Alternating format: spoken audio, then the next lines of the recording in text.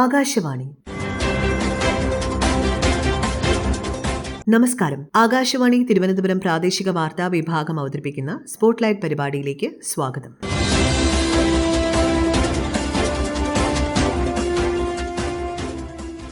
അമേരിക്കയുടെ 47ാമത് പ്രസിഡന്റായി Donald Trump ഈ മാസം 20-ന് അധികാരമേറ്റു. ഇന്ന് ലോകം മുഴുവൻ ചർച്ച ചെയ്യുന്ന കാര്യവും ഇതുതന്നെയാണ്. ഇന്നത്തെ സ്പോട്ട്ലൈറ്റ് പരിപാടിയിൽ US പ്രസിഡന്റ് ഡൊണാൾഡ് ട്രംപിന്റെ രണ്ടാം ഊഴത്തെക്കുറിച്ചും പുതിയ പ്രഖ്യാപനങ്ങളെക്കുറിച്ചും തീരുമാനങ്ങളെക്കുറിച്ചും ഇത് ഇന്ത്യ ഉൾപ്പെടെയുള്ള മറ്റു രാജ്യങ്ങളെ എങ്ങനെ ബാധിക്കുന്നു എന്നതിനെക്കുറിച്ചുമാണ്. ഇന്നത്തെ ചർച്ചയിൽ മുൻ Indian ambassador doctor TP Srinivasan ചേരുകയാണ്. ഒപ്പം ഞാൻ മയൂഷ AM.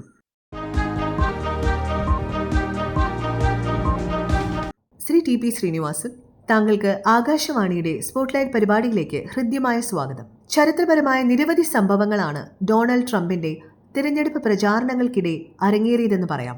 2 തവണ വധശ്രമം, തിരഞ്ഞെടുപ്പിന് മാസങ്ങൾക്ക് മുമ്പ് ജോ ബൈഡന്റെ പിന്മാറ്റം തുടങ്ങി പലതും. ട്രംപിന്റെ വിജയത്തിലേക്ക് നയിച്ച ഘടകങ്ങൾ എന്തെല്ലാമായിരിക്കുമെന്നാണ് താങ്കൾ കരുതുന്നത്? തെരഞ്ഞെടുപ്പിന്റെ സമയമായപ്പോഴേക്കും അമേരിക്കയുടെ സാമ്പത്തിക സ്ഥിതി വളരെ മോശമായിരുന്നു.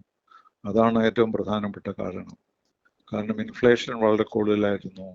ഫോറിൻ ഡെറ്റ് മിനിറ്റ് ഇൻക്രീസ് ചെയ്തുകൊണ്ടിരിക്കുകയായിരുന്നു. അപ്പോൾ ലോകത്തിലെ ഏറ്റവും വലിയ സാമ്പത്തിക ശക്തിയാണെങ്കിൽ പോലും അമേരിക്ക വളരെ വിഷമത്തിലായ ഒരു സമയത്താണ് ഇലക്ഷൻ ക്യാമ്പയിൻ നടന്നത്. അപ്പൊ ഇതിന് അദ്ദേഹം മുമ്പ് പ്രസിഡന്റ് ആയിരുന്ന കാലത്ത് ചെയ്ത കാര്യങ്ങൾ കൊണ്ടാണ് ഈ പ്രശ്നങ്ങളൊക്കെ ഉണ്ടായതെങ്കിലും അതെല്ലാം ബൈഡന്റെ കുറ്റമായിട്ടാണ് ആളുകൾ കാണാൻ തുടങ്ങിയത്. അത് തന്നെയല്ല, കമല ഹാരിസ് അവരുടെ ഇലക്ഷൻ ക്യാമ്പയിനിൽ ഇതിനൊന്നുമുള്ള നടപടികൾ എന്ത് ചെയ്യും എന്ന് പറഞ്ഞതേ ഇല്ല. അവര് ജനാധിപത്യത്തെ പറ്റിയും ട്രംപിന്റെ അൺപ്രഡിക്റ്റബിലിറ്റിയെ പറ്റിയൊക്കെയാണ് പ്രസംഗിച്ചത്. അല്ലാതെ ഇൻഫ്ലേഷൻ എന്ത് ചെയ്യുമെന്നോ ഇമിഗ്രേഷൻ എന്ത് ചെയ്യുമെന്നോ ഈ ഫോറിൻ ഡെറ്റിന് എന്ത് ചെയ്യുമെന്നോ ഒരു പ്ലാനും അവർക്കുണ്ടായിരുന്നില്ല. അതേസമയത്ത് ട്രംപ് വളരെ ശക്തമായി തന്നെ ഒരു പരിപാടി മുന്നോട്ട് വെച്ചു. പലതും കുറച്ച് എക്സെൻട്രിക് ആണെന്ന് ആളുകൾക്ക് തോന്നിയെങ്കിലും അദ്ദേഹം വന്നാൽ കാര്യങ്ങൾ മെച്ചമാകും എന്ന ഒരു പ്രതീക്ഷ ഉണ്ടായിരുന്നത് കൊണ്ടാണ് അദ്ദേഹം വിജയിച്ചത്. കൂടാതെ കറുത്ത വർഗക്കാരുടെ വോട്ടുകൾ സാധാരണ റിപ്പബ്ലിക്കൻ പാർട്ടിക്ക് കിട്ടാറില്ല. അത് അദ്ദേഹത്തിന് ധാരാളം കിട്ടി. ശ്രീ TP ശ്രീനിവാസൻ, അമേരിക്കയിൽ ധാരാളം വിദേശ പൗരന്മാർ ഉണ്ടല്ലോ. ട്രംപിന്റെ എക്സിക്യൂട്ടീവ് ഓർഡേഴ്സിനെ കുറിച്ച് പറയുകയാണെങ്കിൽ അവ അമേരിക്കയിൽ താമസിക്കുന്ന മറ്റു രാജ്യങ്ങളിലെ പൗരന്മാരെ എങ്ങനെ ബാധിക്കും? ആശങ്കയ്ക്കിടയുണ്ടോ? അത് അപ്രതീക്ഷിതമായിട്ടൊന്നുമില്ല.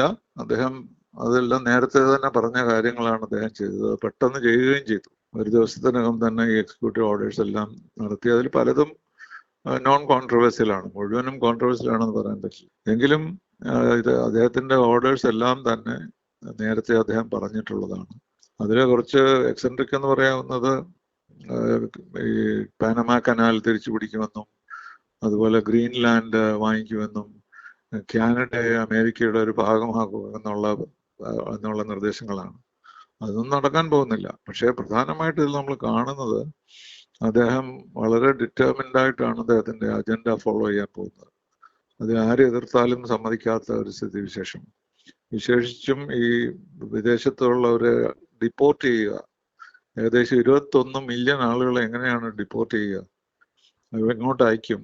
അവരെ ഏറ്റെടുക്കും? ഇതൊക്കെ വലിയ വലിയ പ്രശ്നങ്ങളാണ്. എന്നാലും അദ്ദേഹം നടത്താൻ തന്നെ തീരുമാനിച്ചിരിക്കുകയാണ്. അതിലൊരു ഏകദേശം 20,000 ഇന്ത്യക്കാരുണ്ടെന്ന് അദ്ദേഹം നമ്മുടെ വിദേശകാര്യമന്ത്രി അറിയിക്കുകയുണ്ടായി. അതൊരു ഷോക്കായിരുന്നു നമുക്ക്. കുറച്ചു പേരൊക്കെ ഉണ്ടെന്നുണ്ടായിരുന്നെങ്കിൽ ഇത്രമാത്രം ഇന്ത്യക്കാർ ഇല്ലീഗൽ ഇമിഗ്രൻസ് ആയിട്ടുണ്ടെന്ന് നമുക്ക് തന്നെ അറിയാമായിരുന്നു എന്ന് എനിക്കറിയില്ല. എന്നാലും അതൊരു വലിയ പ്രശ്നമായി വരാൻ സാധ്യതയുണ്ട്. പക്ഷെ ഇതൊക്കെ അദ്ദേഹം എത്ര പെട്ടെന്ന് ഇംപ്ലിമെന്റ് ചെയ്യുമെന്ന് നമുക്കറിയില്ല. പക്ഷെ അദ്ദേഹത്തിന്റെ പ്രസംഗത്തിലെ ഏറ്റവും നല്ലതായി എനിക്ക് തോന്നിയത് അദ്ദേഹം യുദ്ധം ആഗ്രഹിക്കുന്നില്ല എന്നുള്ളത് മാത്രമാണ്.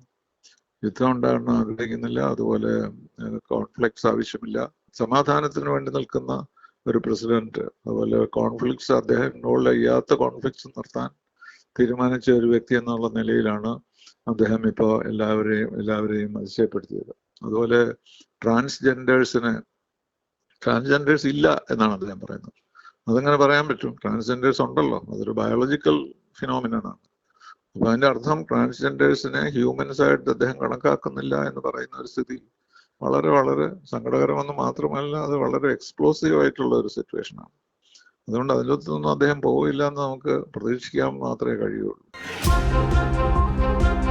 പ്രസിഡന്റായി ചുമതലയേറ്റ ശേഷം നടത്തിയ പ്രസംഗത്തിൽ ഒരു പുതിയ ഊർജ്ജ നയം ഡൊണാൾഡ് ട്രംപ് പ്രഖ്യാപിക്കുകയുണ്ടായി. ഈ നയം ഇന്ത്യയിലും യൂറോപ്യൻ രാജ്യങ്ങളിലും എങ്ങനെ പ്രതിഫലിക്കും?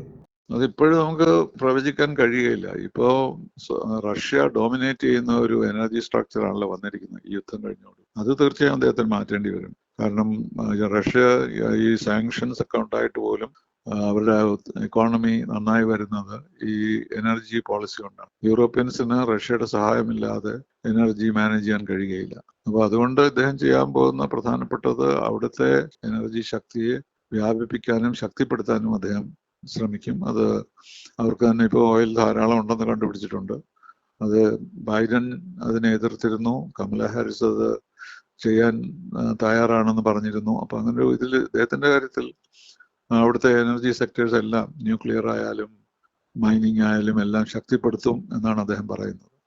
അതുപോലെ ഇന്ത്യയും USA ആയിട്ടുള്ള ന്യൂക്ലിയർ അഗ്രിമെന്റ് കാരണം നമുക്കും എനർജി മറ്റു സ്ഥലങ്ങളിൽ നിന്ന് ലഭിക്കാനും നമ്മുടെ ഇത് ന്യൂക്ലിയർ റിയാക്ടേഴ്സിനൊക്കെ വർദ്ധിപ്പിക്കാനും ഒക്കെ സൗകര്യം നമുക്കും ഉണ്ടാകും. അത് നേരിട്ട് നമുക്ക് വലിയ പ്രശ്നമൊന്നും ഉണ്ടാക്കില്ല എന്നാണ് എനിക്ക് തോന്നുന്നത്. പക്ഷെ അദ്ദേഹം ഓരോ പുതിയ കാര്യങ്ങൾ കൊണ്ടുവരുമ്പോഴും ഓരോ രാജ്യത്തിനും പ്രത്യേക തരത്തിലായിരിക്കും അത് ബാധിക്കുക. പക്ഷെ ഓവറോൾ ഇന്ത്യ അമേരിക്കൻ ബന്ധങ്ങൾ മെച്ചപ്പെടാനാണ് സാധ്യത. ഒരു വലിയ സാമ്പത്തിക ശക്തിയായി ഉയർന്നു വരുന്ന ഇന്ത്യയെ സംബന്ധിച്ച് US പ്രസിഡന്റിന്റെ പദവിയിൽ ട്രംപിന്റെ രണ്ടാം ഊഴം എത്രത്തോളം ഗുണം ചെയ്യും? ഇപ്പൊ ലോകത്തെ എല്ലാ രാജ്യങ്ങളും നോക്കിയാൽ ഇന്ത്യയാണ് ഇതിനെ ഏറ്റവും കൂടുതൽ പോസിറ്റീവായിട്ട് കാണുന്നത് എനിക്ക് തോന്നുന്നു. അവരുടെ അലൈസിനെയൊക്കെ നോക്കിയാലും യൂറോപ്യൻസ് അവരൊന്നും ഇതിൽ വലിയ സന്തോഷമുള്ളവരല്ല. അദ്ദേഹത്തിനോട് ചേർന്ന് പ്രവർത്തിക്കാം എന്നുള്ളതിൽ കൂടുതലായി അദ്ദേഹത്തിന്റെ അജണ്ടയെ അവരാരും അക്സെപ്റ്റ് ചെയ്തിട്ടുമില്ല. അപ്പൊ അതുകൊണ്ട് നമ്മളെ സംബന്ധിച്ചിടത്തോളം ഏറ്റവും പ്രധാനപ്പെട്ടത് അദ്ദേഹത്തിന്റെ ചൈനയെ പറ്റിയുള്ള അഭിപ്രായങ്ങളാണ്. കാരണം 2020 ചൈന നമ്മളെ ആക്രമിച്ചപ്പോൾ അദ്ദേഹം വളരെ ശക്തമായി നമ്മളോട് സഹകരിക്കുകയും കുറെ ആവശ്യങ്ങൾക്കുള്ള നോൺ ലീത്തൽ വെപ്പൺസ് അല്ലാത്ത ഒരുപാട് സഹായം ചെയ്യുകയൊക്കെ ചെയ്തു. ഇപ്പം ചൈനയുടെ ആക്രമണം ഉണ്ടാവുകയോ അല്ലെങ്കിൽ ചൈനയുമായിട്ട് നമുക്ക് പ്രയാസം ഉണ്ടാകുമ്പോൾ ചൈനയ്ക്ക് അദ്ദേഹത്തിന് ഏറ്റവും ആവശ്യം ഇന്ത്യയെ പോലുള്ള ഒരു രാജ്യം ഇടയ്ക്കുള്ളതാണ്. നമുക്കാണ് ബോർഡർ ഉള്ളത്. ഏത് ആക്രമണം ചൈനയിൽ നിന്നുണ്ടായാലും ആദ്യം അത് ഇന്ത്യയിലേക്കായിരിക്കും വരിക. അപ്പൊ അതുകൊണ്ട് Indian responsibility to resist the Chinese അതൊരു അദ്ദേഹത്തിന്റെ വളരെ ഒരു ഇമ്പോർട്ടൻ്റ് ആയിട്ടുള്ള ഒരു എലിമെന്റ് ആണ് അദ്ദേഹത്തിന്റെ ഫോറിൻ പോളിസി. ഏഷ്യ പസഫിക്കിൽ ചൈനയെ നിയന്ത്രിക്കണമെങ്കിൽ ഇന്ത്യയുമായിട്ട് നല്ല ബന്ധം ഉണ്ടാകണം. അപ്പോൾ അതാണ് ഏറ്റവും നല്ലൊരു പൊളിറ്റിക്കൽ ഗെയിൻ ഇന്ത്യക്ക് ഉണ്ടാവുക. അതുകൊണ്ട് ഇക്കാര്യം ഇന്ത്യക്ക് നല്ലതാണ് എന്നാണ് എൻ്റെ അഭിപ്രായം. പക്ഷേ പല കാര്യങ്ങളിലും വ്യത്യാസം ഉണ്ടാകാം. ഇപ്പൊ 20,000 ഇന്ത്യക്കാരെ അയക്കാൻ പോകുന്നു എന്ന് പറയുന്നത് പ്രശ്നമാകുമല്ലോ. ഇന്ത്യ അമേരിക്കൻ സൗഹൃദം ഇക്കാലത്ത് വർദ്ധിക്കാനാണ് സാധ്യത. അപ്പൊ ആശയുമുണ്ട് ആശങ്കയുമുണ്ട് എന്ന് പറയാം. പക്ഷെ ഇന്ത്യയെ സംബന്ധിച്ചിടത്തോളം കൂടുതൽ ആശയാണ്, കുറച്ച് ആശങ്കകൾ. പാരീസ് ഉടമ്പടി, WHO തുടങ്ങിയവയിൽ നിന്നുള്ള പിന്മാറ്റം ഒരു സുപ്രധാന തീരുമാനമാണല്ലോ. ഇത് US-നെയും മറ്റു രാജ്യങ്ങളെയും എപ്രകാരം ബാധിക്കുമെന്നാണ് താങ്കൾക്ക് തോന്നുന്നത്? പാരീസ് ഉടമ്പടി പറയുന്നത് മുമ്പുണ്ടായിരുന്ന കരാറുകളിൽ വികസിത രാജ്യങ്ങൾക്ക് ഉത്തരവാദിത്വം, വികസ്വര രാജ്യങ്ങൾക്ക് അവരുടെ ആവശ്യങ്ങൾ നിറവേറ്റുക, അങ്ങനെയാണ് പാരീസ് അഗ്രിമെന്റിലുള്ള മാറ്റം വന്നത്. എന്ന് പറഞ്ഞാൽ വികസിത രാജ്യങ്ങൾക്ക് കൂടുതൽ ഉത്തരവാദിത്വമുണ്ട് എന്നും എല്ലാവരും വോളണ്ടിയർ ചെയ്താണ് ഇത് കുറയ്ക്കേണ്ടത് എന്നുമാണ് പാരീസ് അഗ്രിമെന്റിൽ ഉണ്ടായ വ്യത്യാസം. അതിനു മുമ്പ് വികസിത രാജ്യങ്ങൾക്ക് പ്രത്യേക റെസ്പോൺസിബിലിറ്റി, വികസിത രാജ്യങ്ങൾക്ക് വികസിക്കാനുള്ള അധികാരം എന്ന മട്ടിലായിരുന്നു നമ്മുടെ എൻവയൺമെന്റ് ഡിസിഷൻസ് ഒക്കെ പോയിരുന്നത്. പാരീസ് അഗ്രിമെന്റ് ആദ്യമായിട്ട് പറഞ്ഞു എല്ലാവരും അവരവരുടെ കമ്മിറ്റ്മെന്റ് അറിയിക്കുക, ആർക്കും ഒന്നും കമ്പൽസറി അല്ല. അപ്പൊ അതുകൊണ്ട് അതിലായിരുന്നു വലിയ മാറ്റം വന്നത്. അപ്പോൾ വികസ്വര രാജ്യങ്ങൾ ധാരാളമായിട്ട് അതിനെ എതിർത്തു. കാരണം അവരുടെ ഉത്തരവാദിത്തത്തിൽ നിന്ന് അവർ ഒഴിഞ്ഞു പോവുകയാണെന്ന് വികസ്വര രാജ്യങ്ങളും അവരവരുടെ നിശ്ചയം അനുസരിച്ച് മാത്രമേ ക്ലൈമറ്റ് ചേഞ്ചിനെ ബാധിക്കുന്ന തരത്തിലുള്ള തീരുമാനമെടുക്കുകയുള്ളൂ എന്ന് വികസിത രാജ്യങ്ങൾ പറഞ്ഞപ്പോഴാണ് ഈ പാരീസ് അഗ്രിമെന്റ് വന്നത്. പക്ഷെ അതപ്പോ ശരിക്കും വികസിത രാജ്യങ്ങൾക്ക് പ്രയോജനപ്പെടുന്ന ഒരു തീരുമാനമാണ് അതിലെങ്കിലും. പ്രസിഡന്റ് ട്രംപ് ഈ ക്ലൈമറ്റ് ചേഞ്ച് തന്നെ ഉണ്ടെന്ന് വിശ്വസിക്കുന്നില്ല. COVID-19 ഉണ്ടെന്ന് പോലും അദ്ദേഹം വിശ്വസിച്ചിരുന്നില്ലല്ലോ. അപ്പൊ അതുകൊണ്ട് അദ്ദേഹം അന്നേ പിന്മാറിയതാണ്. ഇപ്പൊ പിന്മാറി എന്ന് പറയുന്നത് അവർ ചെയ്തുകൊണ്ടിരുന്ന ചില കാര്യങ്ങൾ പിന്മാറുന്നതിന് മുമ്പ് ഒപ്പിട്ടപ്പോൾ ഉണ്ടായ കാര്യങ്ങൾ, ഒബാമ തീരുമാനിച്ച കുറച്ച് കാര്യങ്ങളൊക്കെ ചെയ്തുകൊണ്ടിരുന്നതും കൂടി ഇപ്പോൾ നിർത്താൻ പോവുകയാണ് എന്നുള്ളതാണ്. അത് തീർച്ചയായിട്ടും ലോകത്തെ ക്ലൈമറ്റ് ചേഞ്ച് ഇതിന് വളരെയധികം ബാധിക്കും. കാരണം വികസിത രാജ്യങ്ങളാണ് ക്ലൈമറ്റ് ചേഞ്ചിന് വേണ്ട പണം കൂടുതൽ നൽകുന്നതെന്നായിരുന്നു നമ്മുടെയൊക്കെ പ്രതീക്ഷ. WHO എനിക്ക് തന്നെ അതിശയമായി അദ്ദേഹം ചെയ്തത്. ഇപ്പോൾ WHO വളരെ പ്രധാനമാണെന്ന് വന്നിട്ടുള്ള ഒരു സമയമാണല്ലേ കോവിഡ് കഴിഞ്ഞതിന് ശേഷം. പണ്ട് യുനെസ്കോയിൽ നിന്നും അതുപോലെ മറ്റേ ഇൻഡസ്ട്രിയൽ യൂണിഡോയിൽ നിന്നും അമേരിക്ക വിഡ്രോ ചെയ്യുകയുണ്ടായി. അപ്പോൾ വരുന്നത് ഒരു major element of financing will disappear. Americans about 30%, 20 to 30% ആണ് അവരുടെ കോൺട്രിബ്യൂഷൻ ഈ ഓരോ സ്പെഷ്യലൈസ്ഡ് ഏജൻസിക്കും. അപ്പോൾ അത് ഇല്ലാതാകുമ്പോഴത്തേക്ക് ഈ സംഘടനകൾ വളരെ മോശത്തിലാവും. 30% പണം ഇല്ലാതാവുക എന്ന് പറഞ്ഞു കഴിഞ്ഞാൽ ആ സ്പെഷ്യലൈസ്ഡ് ഏജൻസി ഇല്ലാതാവുക എന്നാണ് അർത്ഥം. യുനെസ്കോയിൽ നിന്ന് പിൻവാങ്ങിയെങ്കിലും പിന്നീട് തിരിച്ചു വന്നു. യൂണിഡോയിൽ തിരിച്ചു കൊണ്ടുവരാൻ ഞങ്ങൾ ഒരുപാട് ശ്രമിച്ചു നോക്കി, പക്ഷെ അവരത് അക്സെപ്റ്റ് ചെയ്തില്ല. അപ്പം ഇപ്പം WHO അതിലൊക്കെ സീരിയസ് ആണ്. ഏകദേശം 30% of the budget WHO will disappear and that will be A major disaster. US president Donald ട്രംപിന്റെ പുതിയ പ്രഖ്യാപനങ്ങൾ, തീരുമാനങ്ങൾ എന്നിവയെക്കുറിച്ച് ആകാശവാണി തിരുവനന്തപുരം പ്രാദേശിക വാർത്താ വിഭാഗം തയ്യാറാക്കിയ സ്പോട്ട്ലൈറ്റ് പരിപാടി ഇവിടെ അവസാനിക്കുകയാണ്. തന്റെ വിലയേറിയ അഭിപ്രായങ്ങൾ ആകാശവാണിയോട് പങ്കുവച്ച ശ്രീ TP ശ്രീനിവാസന് ഞങ്ങളുടെ ഹൃദ്യമായ നന്ദി അറിയിക്കുന്നു.